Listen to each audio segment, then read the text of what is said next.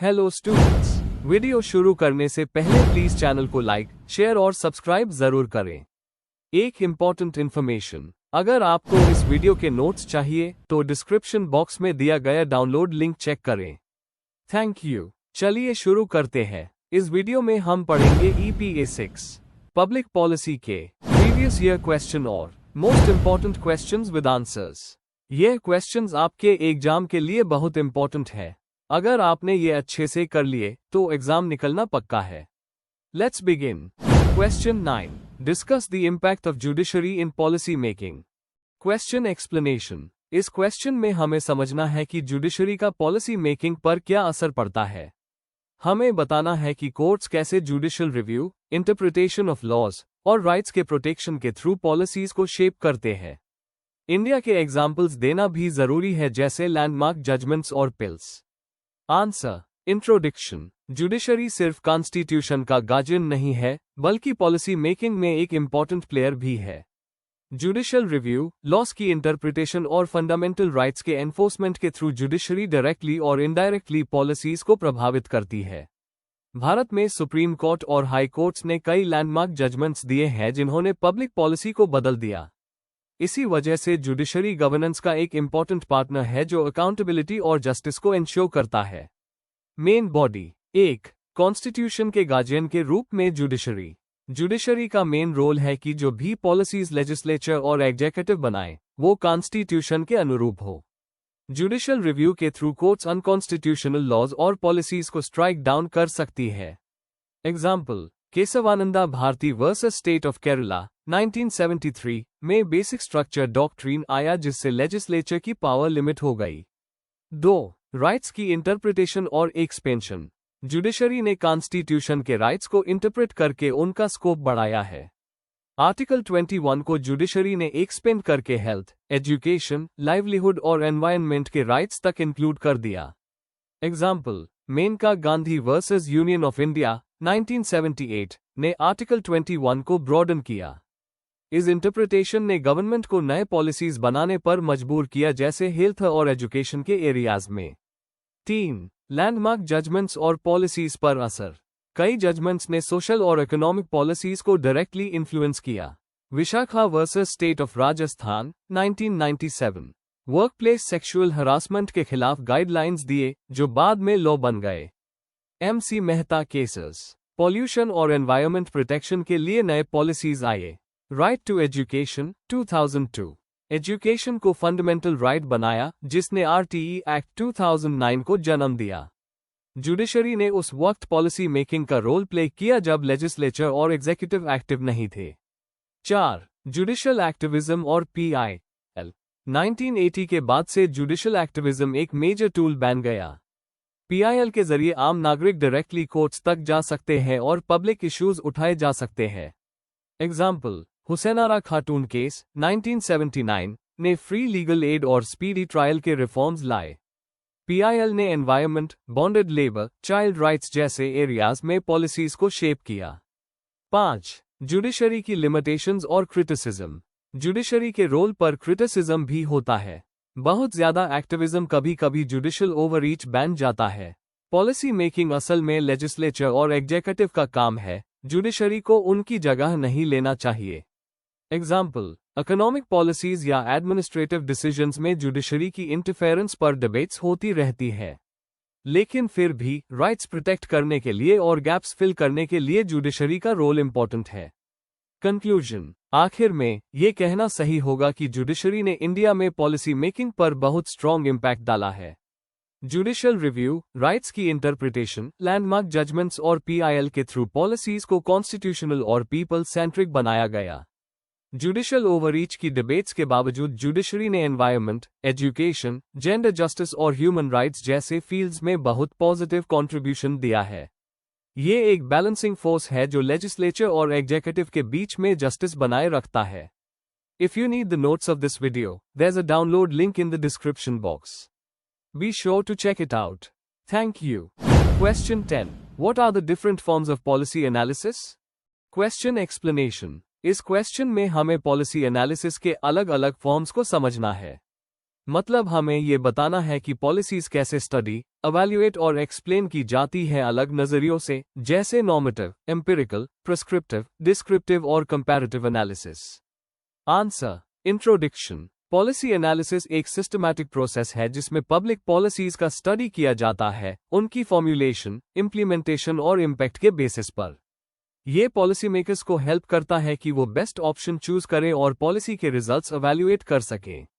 Policy analysis का concept world war II के बाद काफी स्ट्रॉन्ग हुआ जब सोशल साइंसेज और रिसर्च इंस्टीट्यूशंस डेवलप हुए। हैरोल्ड लिसवेल जैसे थिंकर्स ने नॉलेज और पॉलिसी को लिंक करने पर जोर दिया। इस आंसर में हम different forms of policy analysis discuss करेंगे, जैसे नॉर्मेटिव, एम्पिरिकल, प्रिस्क्रिप्टिव, डिस्क्रिप्टिव और comparative approaches. Main body. 1. Normative policy analysis. Definition. यह वैल्यूज और एथिक्स पर बेस्ड होता है। ये पॉलिसीज कैसी होनी चाहिए पर फोकस करता है। की फीचर्स। फेयरनेस, जस्टिस और इक्विटी पर एम्फोसिस। मॉरल रीजनिंग पर ज्यादा फोकस होता है। एग्जाम्पल, यूनिवर्सल हेल्थ केयर या रिजर्वेशन पॉलिसीज नॉर्मेटिव एनालिसिस पर बेस्ड है। 2. Empirical, scientific policy analysis. Definition. ये जो है उसका स्टडी करता है, यानी डाटा और फैक्ट्स के बेसिस पर। की फीचर्स। सर्वेज, स्टैटिस्टिक्स और रिसर्च मेथड्स का यूज। ऑब्जेक्टिव और एविडेंस बेस्ड रिजल्ट्स देता है। एग्जाम्पल, सेंसस डाटा के बेसिस पर पॉवर्टी के ट्रेंड स्टडी करना। 3. Prescriptive, applied policy analysis. Definition. ये पॉलिसी मेकर्स को सजेस्ट करता है कि बेस्ट ऑल्टरनेटिव क्या होगा। की फीचर्स। सोल्यूशन ओरिएंटेड और फ्यूचर फोकस्ड। गवर्नमेंट और थिंक टैंक्स इसको ज्यादा यूज करते हैं। Example, universal basic income implement करना चाहिए या नहीं, इसका cost benefit analysis prescriptive approach है। 4. Descriptive policy analysis. डेफिनेशन। ये सिर्फ बताता है कि पॉलिसीज कैसे बनी और इंप्लीमेंट हुई। की फीचर्स। पॉलिसी प्रोसेस के स्टेप्स को एक्सप्लेन करता है, जजमेंट या रिकमेंडेशन नहीं देता। एग्जाम्पल, RTE एक्ट कैसे फॉर्मुलेट हुआ और इंप्लीमेंट हुआ, ये एक डिस्क्रिप्टिव स्टडी है। 5. Comparative policy analysis. डेफिनेशन। ये अलग अलग देश या स्टेट्स की पॉलिसीज को कंपेयर करता है। की फीचर्स। बेस्ट प्रैक्टिसेस और वीकनेसेस आइडेंटिफाई करता है। पॉलिसी ट्रांसफर और इनोवेशन को प्रमोट करता है। एग्जाम्पल, आयुष्मान भारत और US मेडिकेयर पॉलिसीज का comparison. 6. Evaluation, impact oriented policy analysis. Definition. यह पॉलिसीज के रिजल्ट्स और इम्पैक्ट्स को मेजर करता है। की फीचर्स। एफिशिएंसी और इफेक्टिवनेस का स्टडी। इंप्लीमेंटेशन के बाद उस होता है। एग्जाम्पल, MG नरेगा का रूरल एम्प्लॉयमेंट पर क्या इम्पैक्ट हुआ, यह एवेल्युएशन एनालिसिस का एग्जाम्पल है।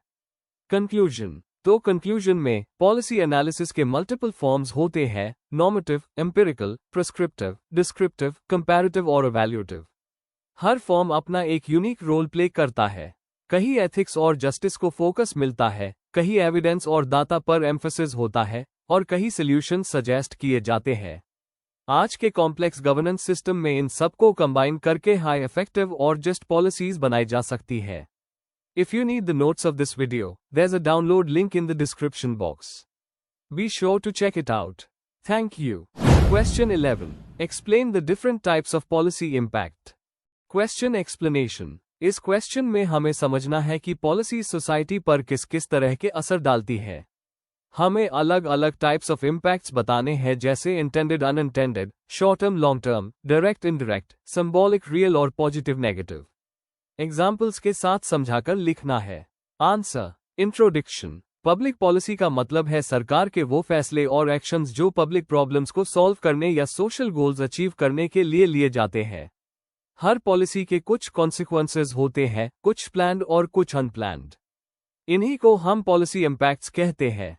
पॉलिसी इम्पैक्ट्स को समझना बहुत जरूरी है, क्योंकि इससे पॉलिसी की सक्सेस या फेलियर का असेसमेंट होता है। थिंकर्स जैसे थॉमस डाई और डेविड ईस्टन ने पॉलिसी एनालिसिस और इम्पैक्ट असेसमेंट पर जोर दिया है। अब हम अलग अलग टाइप्स ऑफ पॉलिसी इम्पैक्ट्स को डिटेल में समझेंगे। Main body. 1. इंटेंडेड और unintended impacts. Intended impact policy का वो असर जो उसके ओरिजिनल ऑब्जेक्टिव के मुताबिक होता है।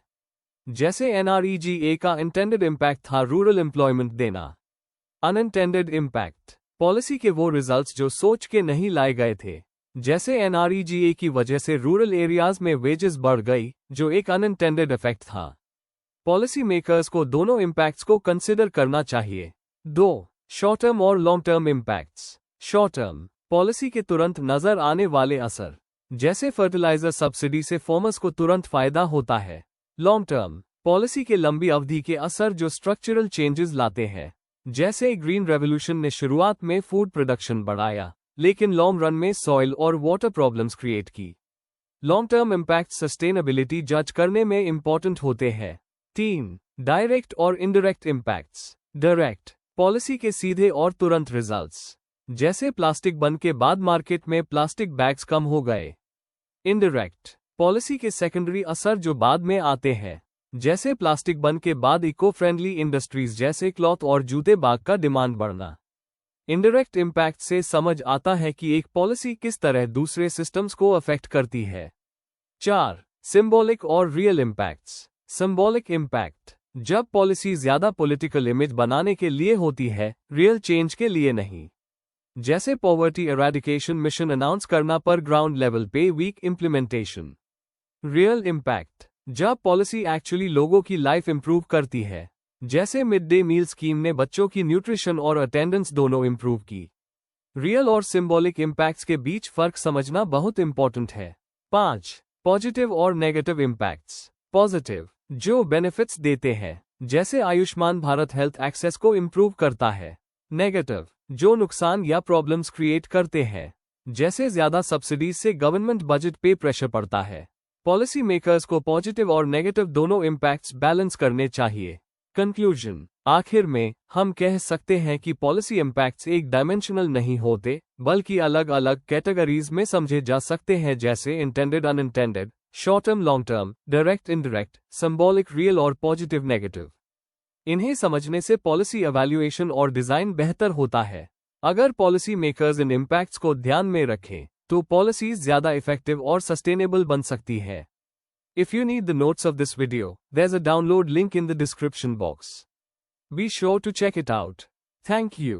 Question 12. Discuss the major problems in policy implementation. Question explanation. इस क्वेश्चन में हमें ये बताना है कि पॉलिसी इम्प्लीमेंटेशन के दौरान कौन कौन सी बड़ी प्रॉब्लम्स आती है। हमें एडमिनिस्ट्रेटिव, पॉलिटिकल, सोशल और इकोनॉमिक बैरियर्स एक्सप्लेन करने हैं और एग्जाम्पल के साथ दिखाना है कि क्यों पॉलिसीज ग्राउंड लेवल तक सही से नहीं पहुंच पाती। आंसर। इंट्रोडक्शन। पॉलिसी इम्प्लीमेंटेशन का मतलब है किसी पॉलिसी को ग्राउंड लेवल पर एक्शन में लाना। पॉलिसी फॉर्मुलेशन सिर्फ पहला स्टेप होता है, असली सक्सेस तब होती है जब उसे इफेक्टिवली इम्प्लीमेंट किया जाए। लेकिन प्रैक्टिकल लेवल पर कई चैलेंजेस होते हैं, जैसे रिसोर्सेस की कमी, bureaucratic delay, corruption, political interference और social barriers.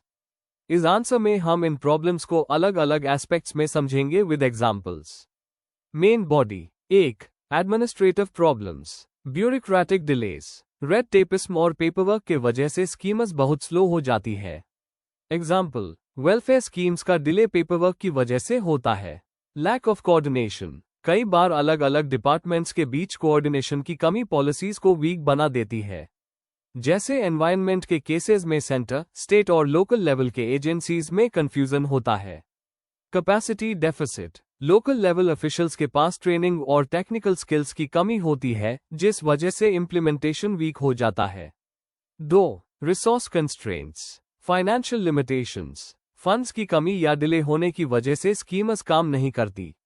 Example, rural development programmes में बजट कट की वजह से प्रॉब्लम होती है।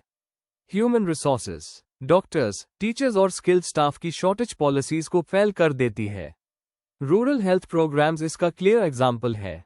इंफ्रास्ट्रक्चर डेफिसिट, स्कूल, हॉस्पिटल या ट्रांसपोर्ट न होने की वजह से पॉलिसीज सही से इम्प्लीमेंट नहीं हो पाती। 3. Political and social challenges, political interference, नेतास अपने फायदे के लिए स्कीम्स को डाइवर्ट कर देते हैं। लैक ऑफ पॉलिटिकल विल, अगर लीडर्स कमिटेड नहीं है तो पॉलिसी सिर्फ पेपर तक ही लिमिटेड रह जाती है। एग्जाम्पल, एनवायरनमेंट के इश्यूज को इंडस्ट्री के कंपैरिजन में कम इंपॉर्टेंस मिलती है। सोशल रेजिस्टेंस, फैमिली प्लानिंग जैसे प्रोग्राम्स को कल्चरल और रिलीजियस रीजन से लोग रेजिस्ट करते हैं। 4. Corruption and leakages, misuse of resources, corruption की वजह से रिसोर्सेज रॉन्ग डायरेक्शन में चले जाते हैं। एग्जाम्पल, पीडीएस सिस्टम में फूड ग्रेन्स का लीकेज होता है। मिडलमैन प्रॉब्लम, मिडलमैन की वजह से बेनिफिशियरीज तक स्कीम्स का फायदा नहीं पहुंचता। Lack of accountability, monitoring weak होने की वजह से करप्शन कंट्रोल नहीं हो पाता। 5. Legal and institutional barriers, complex laws, complicated legal process implementation को स्लो कर देता है। जुडिशियल डिलेज, कोर्ट के स्टे ऑर्डर्स या पेंडिंग केसेस की वजह से पॉलिसी डिले होती है। ओवरलैपिंग ज्यूरिसडिक्शन, कई एजेंसीज एक हाई पॉलिसी के लिए रिस्पॉन्सिबल होती है, जिससे कॉन्फ्लिक्ट्स होते हैं। 6. Monitoring and evaluation issues, weak feedback mechanisms, जब मॉनिटरिंग प्रॉपर नहीं होती तो अथॉरिटीज को रियल पिक्चर नहीं मिलती। डाटा की कमी, एक्यूरेट डेटा ना होने की वजह से नीड्स एसेस करना मुश्किल होता है। Top down approach, ground level के लोगों को इंक्लूड ना करने की वजह से पॉलिसीज उनकी नीड्स को एड्रेस नहीं करती। कंक्लूजन, एंड में ये कहना सही होगा कि पॉलिसी इंप्लीमेंटेशन एक कॉम्प्लेक्स प्रोसेस है जो एडमिनिस्ट्रेशन, फाइनेंस, पॉलिटिक्स और सोसाइटी सब पे डिपेंड करता है। बेस्ट पॉलिसीज भी फेल हो सकती हैं अगर इन प्रॉब्लम्स को सॉल्व ना किया जाए। इसके लिए political will, proper resources, efficient bureaucracy, public participation और मॉनिटरिंग सिस्टम स्ट्रॉन्ग करना जरूरी है। तभी पॉलिसीज अपने ऑब्जेक्टिव्स अचीव कर पाएंगी। Before we end, please like, share and subscribe the channel for more such study materials and one important information, अगर आपको नोट्स चाहिए तो डिस्क्रिप्शन बॉक्स में डाउनलोड लिंक दिया हुआ है, जरूर चेक करें। Thank you.